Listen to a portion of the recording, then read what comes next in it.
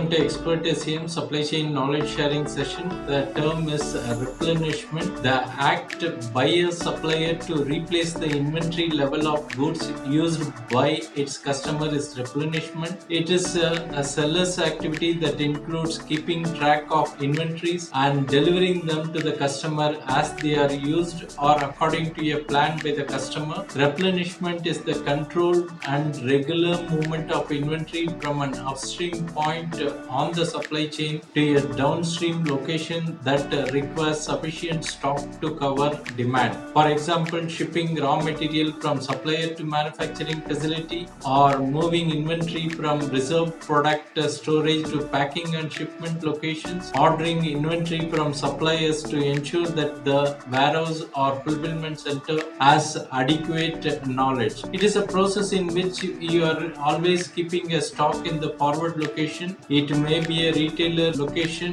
or in the B2B environment, it could be your business customer or industrial customer, and based on agreement, the replenishment frequency and quantity is decided between the buyer and seller. The idea is continuous availability of material so that there is no stock out or shortages occur at the customer place. This is also a form of collaboration or alliance. The two parties comes to your understanding and have a business continuity. Thanks for watching.